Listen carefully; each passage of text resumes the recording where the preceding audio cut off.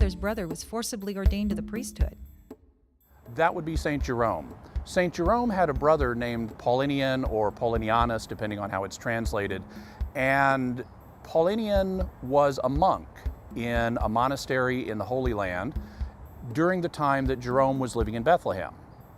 The problem was that the monastery where Paulinian lived did not have a priest to celebrate the sacraments. There were some deacons there, but no priest, and they needed one.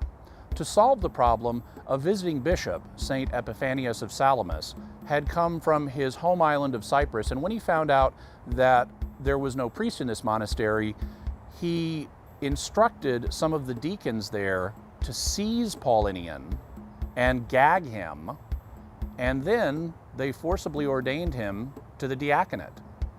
They then unbound him and allowed him to serve at Mass as a deacon, following which they grabbed him and gagged him again, and he was ordained to the priesthood. This is an illustration of how rambunctious the ancient world was. It was a kind of rough and rowdy time, and not just in respect to Paulinian. In fact, Jerome's whole career was kind of rough and tumble.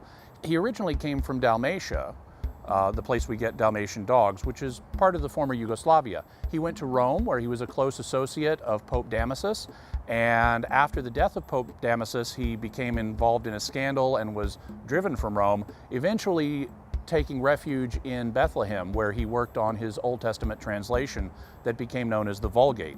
It wasn't the first translation of the scriptures into Latin, but for centuries and centuries it was the most common, and today the Latin Rite of the Catholic Church still uses a variation of the Vulgate that St. Jerome translated.